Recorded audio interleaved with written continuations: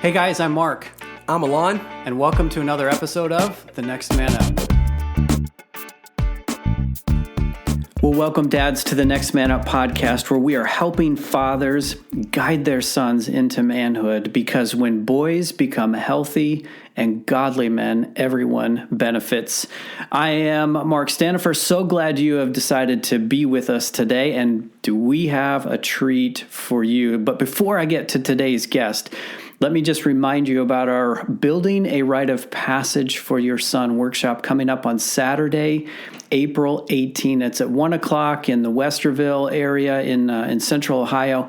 And if you are a dad of sons, this is for you. And if your son is between the ages of 12 and 16, we would encourage you to bring him along. Dads, you're going to get a chance to develop a rite of passage process that's customized and unique to you that you can implement to help navigate your son, lead your son from boyhood to manhood. And for those boys that are there, they're going to spend a significant amount of time with Alon, working through what it means to be a man and how they can really buy into this process and lean into what you are doing for them. And so we want you to be there. Again, this is for all dads with sons and for those sons between the ages of 12 to 16. Head on out to our website, thenextmanup.com/events. Get all the information, get yourself registered, get a ticket for you and your son, and we'll see you on the 18th. Okay, so today, do we have a treat for you? Our guest is Craig Fullen. He's a dad, he's a husband, he's an attorney, he's a performance coach, and what we're going to be talking about today, probably most of all, is he's a champion of this idea called the joyful mindset. Now, I've known Craig for a little while.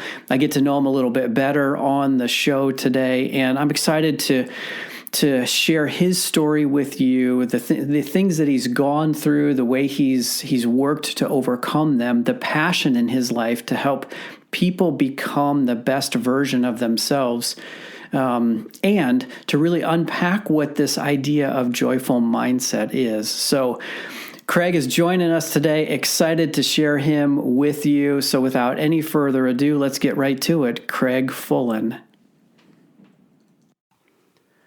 Craig, it's so great to have you on the show. Thanks for coming on and being a part of the Next Man Up podcast today, man. Hey, guys. Honored to be here. So you and I know each other, and you're just kind of getting to know Alon a little bit today. But I like him already, though. I'm not surprised. He's that kind of guy. But I want to give our listeners an opportunity to get to know you a little bit better. So just tell us a little bit about your story and who you are, and how you kind of got to be the man that you are today. Wow, that's a loaded question.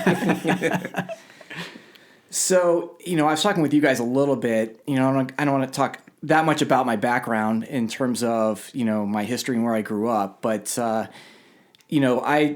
had kind of a pretty good childhood, grew up partly in Ohio, eventually moved to New Jersey, graduated high school there. And, one of the things that I encountered growing up was some of my sports experiences, which we'll kind of get into later because they'll relate to coaching. So I loved baseball. That was my favorite sport growing up, and eventually stopped playing after my freshman year in high school, continued to play some other sports, tennis and golf. But that's, like I said, that's relevant for later. Then went on to, college, law school, did that whole thing, and then, met my wife at a law firm that I worked in Columbus, and now have two kids, a son who's in high school and a daughter who's in middle school. And, so that's kind of a little bit, me and just my general background. But as like I've kind of gotten into really trying to figure out like what is my purpose in life? And that's been a lot of my focus recently. And that's led me to a lot of development in mindset and mental performance. And so that's some of the things that I'm focusing on now. Okay. So I always like to ask new guests on the show about their journey to becoming a man. You've listened to us for a little bit. You know what we're all about. It is about raising up the next generation of men. Tell me a little bit about what your journey was like and what your relationship with your father was like, and maybe the influence that he had on your life in becoming the man that you are today. Sure. And, when you guys talk about becoming a man, and that's such a hard concept sometimes to think about. And when I think about that too, I realize that there was only one perfect man who ever walked the earth. Yeah. And that was Jesus. And so, I'm always aspiring to kind of meet up to live up to those standards, but I know I'll fall short. So, the journey to become a man, I guess, is maybe always ongoing, right? And you're always trying to get better and improve. So, in some respects, I don't know if I ever feel like I've finally, arrived, but I'm striving for that.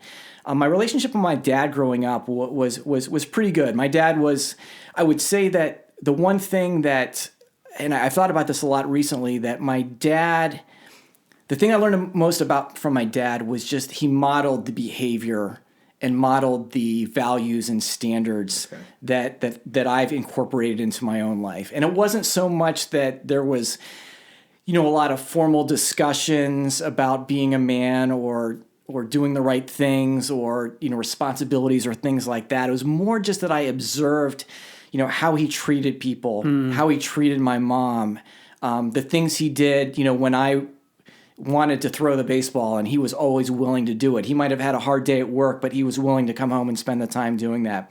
And I think there were times maybe, and even now, like sometimes I think he wants to have some conversations about things that, and it may sometimes not always be, it may feel a little bit awkward at times or whatever.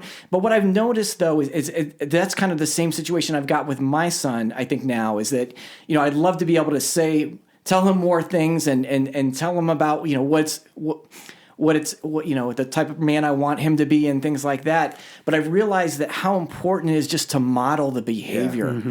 And I'm realizing that he's picking up on those things now. And, whether it's things like the fact that my dad, yes, he would have an occasional drink, but never would drink to excess. I never saw him have more than one drink, right? It's just maybe a beer, after like dinner or something like that. And that was it. Like I never saw anything. He didn't abuse it. He did not abuse it at all. And I've noticed that I kind of have the same philosophy. I've really not, alcohol's not a focus of my life. And my son's recognized that because he's seen other people where it is a focus.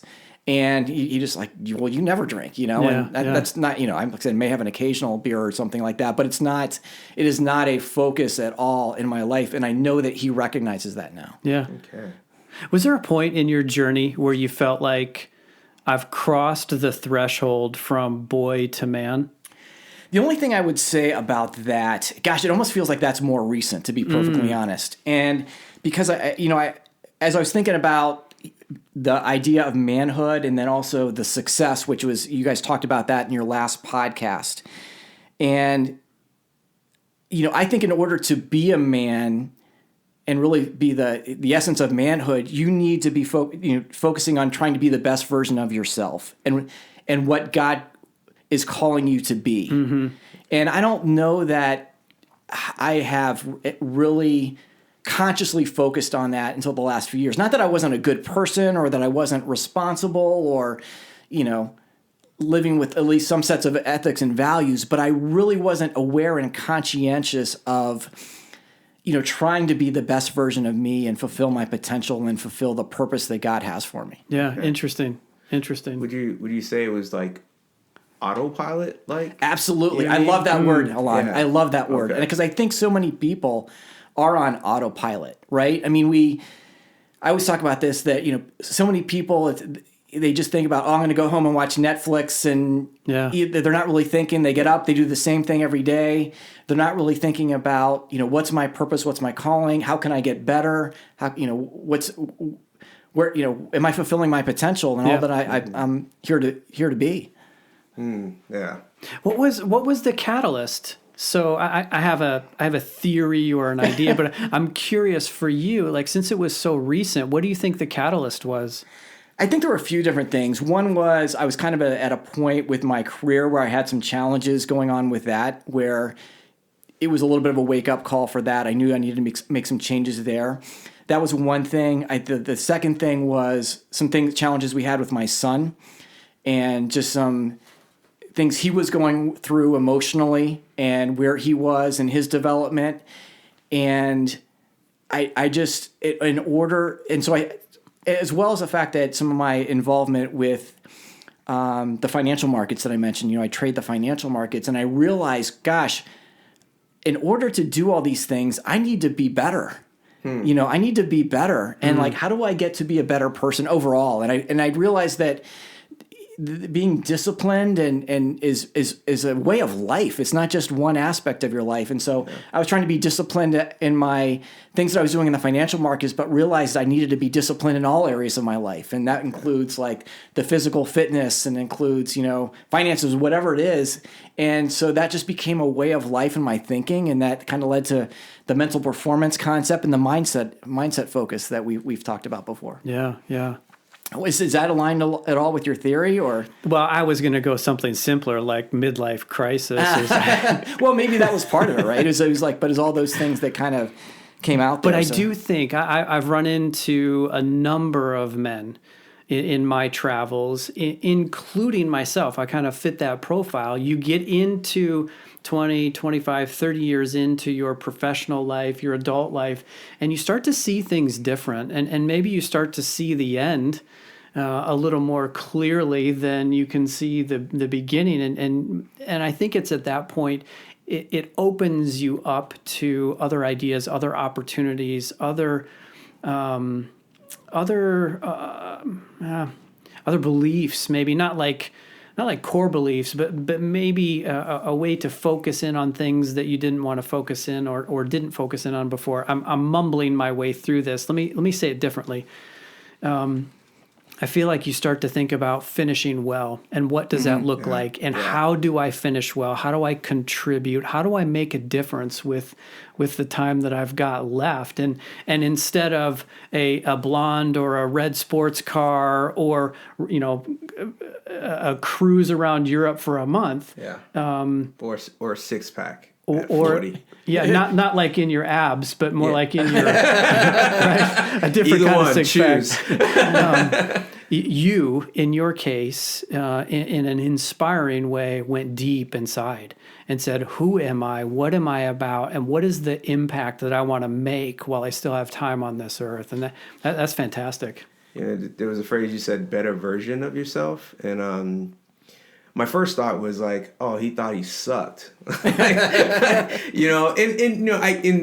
can see I can see a lot of us guys getting to that space of saying, "Oh, life just sucks. I'm just a sucky person. I'm not good at anything. The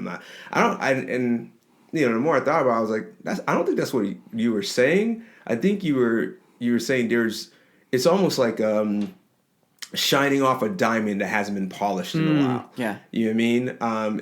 It's cleaning a mirror. It's like there's more to you there, but because we said autopilot, we just doing things just out of normal reflex of life.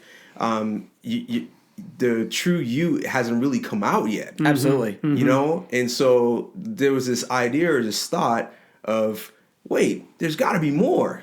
There's got to be more to me. There's got to be better of me. And you just decided to polish it out and let it out. Absolutely. And, just a kind of perspective on that, Alon, is that, here I am in my early 50s, and I feel like I'm just getting started, right? Yeah. And most people be thinking about retirement and stuff. And I'm like my best stuff's ahead of me, right? Yeah. And it took me, like I said, that's something where I think is maybe a different mindset to begin with.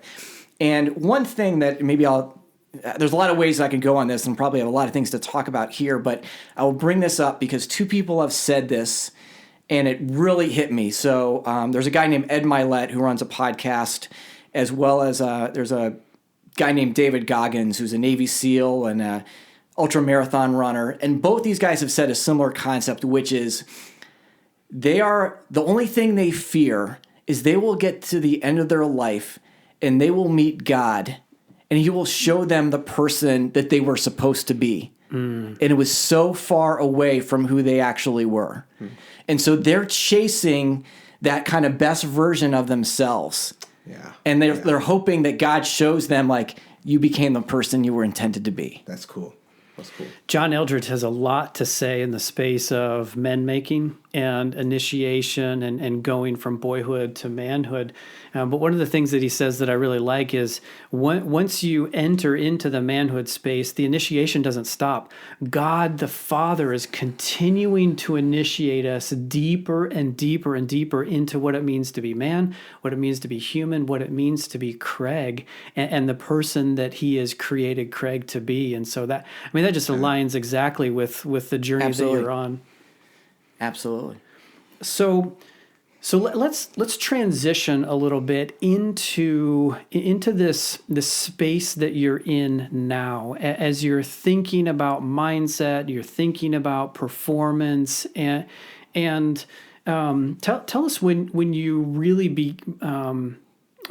became interested in this. You kind of alluded to it a little bit, but like that moment where you're like, this is where I want to go. I want to just lean into mindset and performance and that type of thing. So sure. And let me give you a little bit of backstory here, because I think that as I was on my journey of personal and self-development, I'm listening to different podcasts, I'm reading different books, and a few things happened that I think really kind of stood out for me. One was, I learned a little bit about Stoicism and the philosophy of Stoicism, and, Epictetus and Marcus Aurelius. And the biggest concept I took away from there is control the things you can control and let go of the rest. I mean, that's maybe the biggest thing that I took away from that. I also read Man's Search for Meaning by Dr. Viktor Frankl. Oh, yeah. And what that really taught me was that you can, people get in this idea that everything happens for a purpose or a reason. And, I don't know how I feel about that, but you can find meaning in everything. Yes. And that's the message of that book. Yep. Especially suffering like in a Holocaust camp like Frankl went through. Correct. And what I also found I also kind of equated some of the things from that book with some of the things that the Apostle Paul went through too. And you kind of take those writings about like all the meaning, and then also the idea of still having joy in suffering, right? And joy, be joyful always, give thanks in all circumstances, right? That kind of concept that Paul was conveying too really stood out to me. And, what kind of tied it together a lot for me was seeing Tyler Trent, that Purdue student who was the honorary captain of the football team back in 2018. As one of my good friends who played football for Ohio State likes to say, that kid, single-handedly caused Ohio State not to be eligible for the national championship that year. Ouch. But if you recall, Tyler Trent, he's suffering from cancer, and you knew that it was terminal, but you saw the joy on that kid's face. And that really stood out to me. I'm like, if that kid can have joy and purpose and meaning in his life, given what he's going through, what does that say about me? And he would always quote 1 Thessalonians 5:16-18, which is that, be joyful always, pray continually, give thanks in all circumstances, for that is God's will for you in Jesus Christ. And that was such a powerful statement. I'd never really focused on that scripture. That was the origins of kind of this joyful mindset, that concept that I came up with, which is, at the end of the day, we can have joy always. And that the difference between joy and happiness is like, happiness is depending on things happening, right? And I've heard that kind of I love that expression. And joy is like, you can just have that in an internal joy. But I really feel that, to really have that internal joy at the ultimate level, you have to have that relationship with Christ. I mean, that's where it's going to really, you're going to find that peace in your life. Mm-hmm. Say that phrase again. Happiness is what? Happiness depends on things happening, right? And I think so many people like, I'll be happy when, and they're looking for things to bring them happiness. The external or the circumstances. The external, absolutely. Yeah. Instead of just let's find joy, right? Yeah. It's interesting. It takes me back a little bit into my journey, my spiritual journey.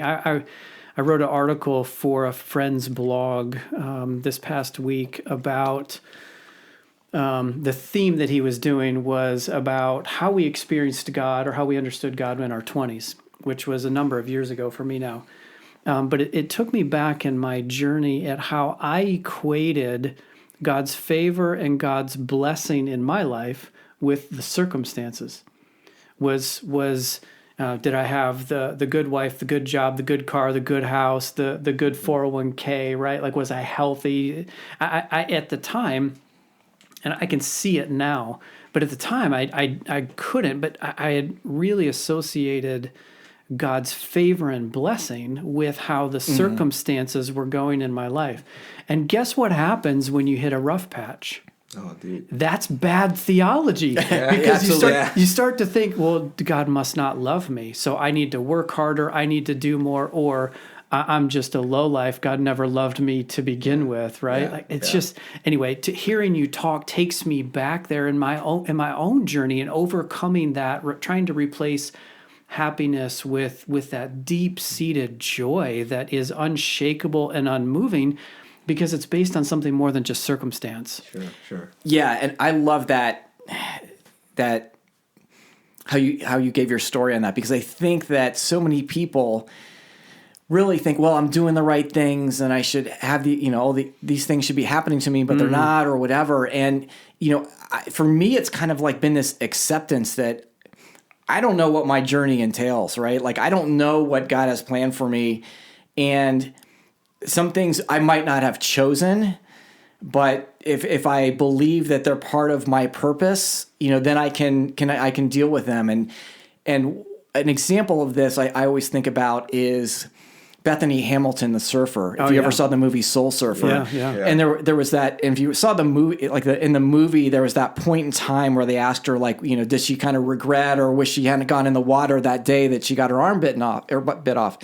And she said, well, it's basically, I wouldn't have this opportunity to reach all these people that I do now if this hadn't happened, right? And so I think that having this idea of acceptance is important, and not an idea of entitlement.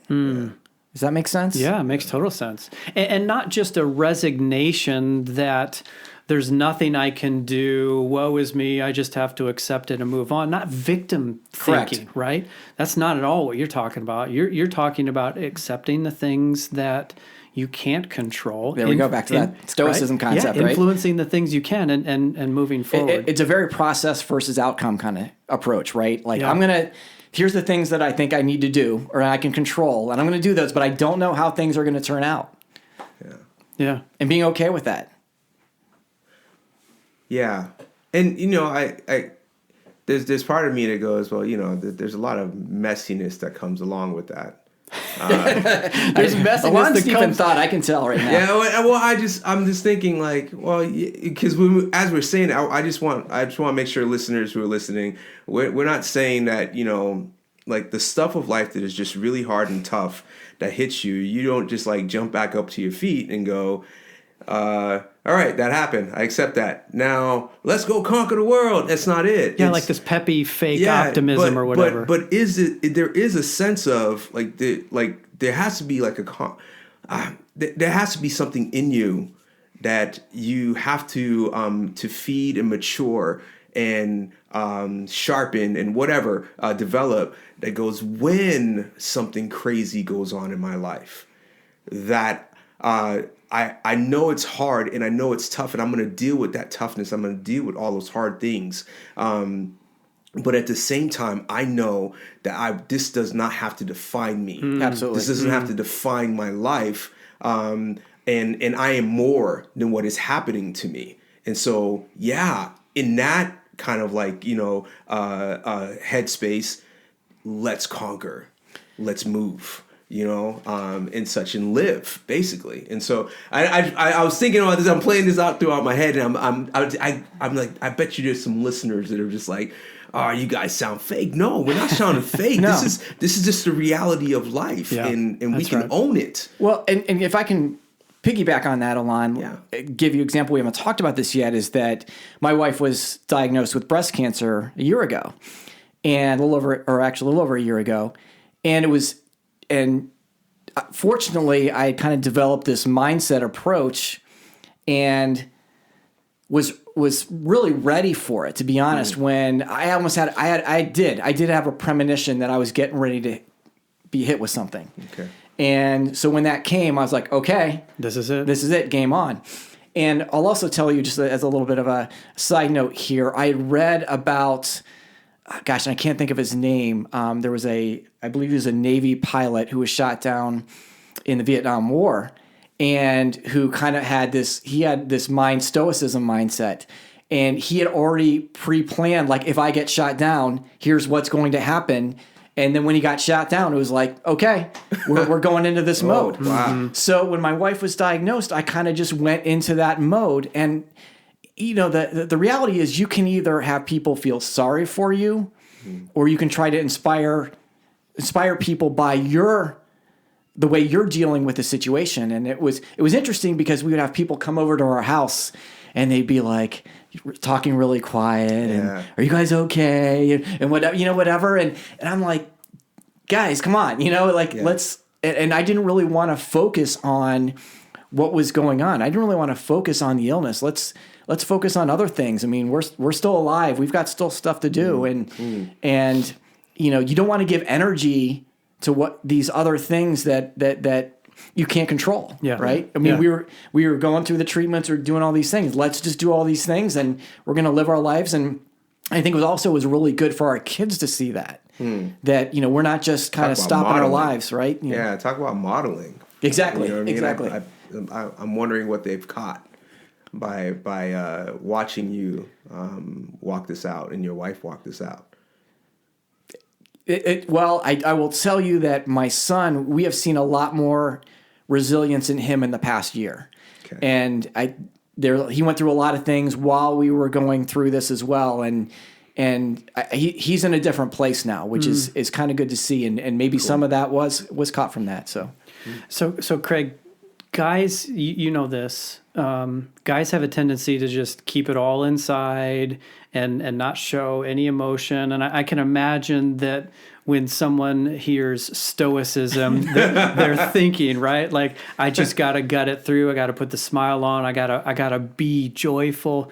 And I know that's not what you mean, but help us walk through the balance of being emotionally vulnerable to what's really going on and yet resilient, right, such that you're able to choose to be joyful in that difficult situation. This is a great question. I got this actually from a friend last week, and I tend to be a little bit more of this standards over feelings concept, which we've talked about. And my idea is that my feelings are generated from thoughts.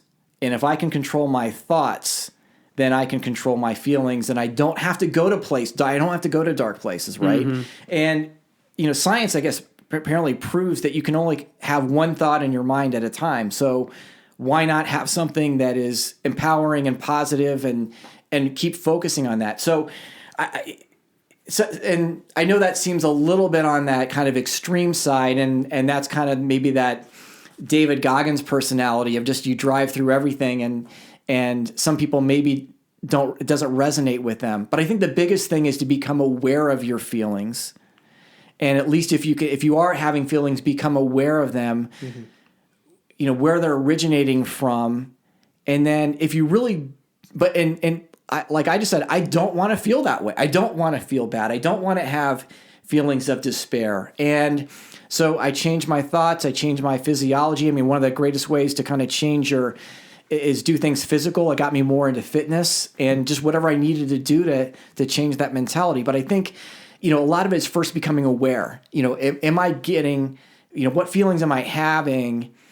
What behaviors are they causing? Right? Because feelings cause behaviors, right? And that's what people don't. They sometimes lose sight of that. That the way you're reacting is because of a feeling you're having. That's right. And if you can start to understand that, then maybe you can at least deal with it. So there's kind of the hardline approach that I talked about, but I think there's the awareness approach, and then understanding the connections with the behaviors, and then the behaviors and how they're being impacted by your feelings. And, that's kind of your starting point, right? And then, but realize though that everything you're focusing on, you're giving energy to. Like, and I heard a concept the other day, like, you can either dwell with your feelings or dwell with God. So I'm going to choose to dwell with God and focus on things that are more positive. Yeah. So let me just be clear, because Okay. I know what you're saying, but what I'm not hearing you say is ignore your feelings, just gut it out, get past it, drive them down deep, and plow through. That's not at all what you're saying. What I hear you saying is that I am aware of how I'm feeling, and I know those feelings are coming from a thought. So if I can go further upstream, identify the thought, change the thought, then I can influence how I'm feeling. It goes from awareness to action pretty quick for you, rather than I'm just going to ignore my feelings altogether and pretend they don't exist. Yeah, and I think that part of that, what you said, it's a practice, right? Yes. And I think and so for me, it's happening very quickly now. So that I'm, yes, I might have some negative feelings, but I'm not going to stay there very long. And I also know, like, what can I do to get out of that feeling pretty quickly, or what thought can I replace to get out of that, right? Yeah. So it's not really, like you said, it's probably not gutting through. In a way, maybe it feels like I'm kind of gutting through it now, because the process for me is much more rapid, but it's that becoming aware, and then figuring out what feeling and what thought do I want to have, right? When I first became aware of emotional intelligence, EQ, whatever, the point for me at which it all began to click is when you see your feelings, your emotions as information. Correct. And data points that you can pay attention to instead of just ignore them because men aren't supposed to feel other than anger, right? Like that's kind of the cultural message. Only anger is okay, but even that in small doses. If you can acknowledge your emotions and recognize that they're signals that are trying to tell you something, then you have options to deal with them. Yeah. And one of those options is to continue to find the root cause of those feelings and change it. Absolutely. And deal with it. Absolutely. Like why are you're getting angry because someone bumped into you. Why does that bother you so much? You're right, Alon. Like, what is the root of that? Yes. Okay, let's deal with that. But also, see, I love it's like a two-prong approach, because there's mercy for you. And mercy in going, no, there's a reason why you're doing this. Let's alleviate some of that. So let's change your thought. Let's change your reaction. Let's get you doing something different when you're angry. Or I work with students who, when they get happy, oh my goodness, it's like the Energizer Bunny on 1,000 and they're bouncing off the room and they want everybody to join in on their happiness, and then all of a sudden they just crash. Right. The bubble bursts. And so it's like, like getting, like, whether you're angry, happy, sad, whatever emotion you're feeling, like let's like help you change a thought and a reaction, but then also deal with the root cause of it, which is what? Is it some hidden trauma that you've experienced? Is it whatever? Let's deal with that. Let's give justice for that and give mercy for the front end as well, which meets in the middle, and you become a better version of yourself. Absolutely. Yeah, that's good. That's good. And I think it's kind of combining some of the things you guys said. Understanding that your feelings are not your identity. No. I mean, that's, separating yourself from these feelings. I'm having this feeling which generated from some thought, but that's not necessarily me or the person that I want to be, right? That's right. And that's, I think, a critical thing to keep in mind. And the other thing I would add, kind of piggybacking again on Alon here, is that I found myself a little bit more even keel now. Like I don't have the highs and the lows, because it's just that understanding of what life is, and this kind of like expecting anything can happen, and realizing that not everything that, I think so many people are caught up in a single event being like, oh, this is great, and this is, everything that's supposed to be happening for me. And that may not be the case. That may lead to another path, which is really not where they hope to go, And so I think this idea that you can be much more accepting of the journey and just realize, okay, I'm kind of rolling with this right now. Yeah. It's the Mr. Miyagi moment. It's the Yoda moment. It's like, we look at these, think about some of these characters, right? We think like, wow, they're so even keeled. There's like nothing bothers them. It's the unbothered life, and it's like it seems far away, but I think it's actually more attainable than we think. Yeah. And I think that's you're reaching that point, or you've reached that point. Well, and one book that really influenced me on that was Chris Spielman wrote a book about Stephanie and her journey. I think it's called That's Why I'm Here. And, Chris, if you remember him as a football player, was such an intense, emotional football player. And somewhat, I think, in his personal life, he just was kind of still an intense person as well. And he kind of had highs and lows. And I sensed through the book, reading the book, that, Stephanie had like a 9-year journey through her cancer. Yeah, man. And I could sense the highs and lows that he went through. And it wasn't till almost the end that he really had more of that peace, that he and I think he just understood this is the journey that we're on, and he accepted that journey, and this was God's plan, right? And that this is it, that he wouldn't get as high and low depending on what prognosis had just come out on her situation. Mm-hmm. And it took him a while to understand that. And I think that I was very influenced by reading that and seeing him going through that process and how he became much more even keel afterwards. I think you even just nailed it, the word peace. He just had peace. And I think that's what we all want in our lives, right? We want peace. And how do we get that? How do we get to a place where we're peaceful inside? There's serenity within our minds and in our hearts and in our lives in general. And that's for many, we don't find it, but to know that there's a path that, you can find peace, and you can find like a space where it's not always storming and raining, at least in here. And I'm pointing to my heart and in my mind, how do I get that? Yeah, I think that's why stories like Viktor Frankl and Bethany Hamilton and others are so powerful and so compelling, because when you look at them from the outside, you can choose to see all of the tragic things that have happened in their life. And then you listen to them talk, or you read what they've written, and they're like, no, I still found purpose. I still found meaning. I still found... I still had this deep, abiding joy in the midst of all of that suffering. And boy, it's like, really? If I believe that to be true for them, could it be true for me as well in the circumstances that I'm going through? And, the answer is yes, absolutely. Yeah. Well, I hope you've enjoyed part 1 of our conversation with Craig Fullen. There's a lot that's happened so far in the discussion, and there's a lot more to come. But we're going to break for this week. We're going to pause it here, and we will pick up right where we left off next week with part 2 of our conversation with Craig Fullen. Until then, adios.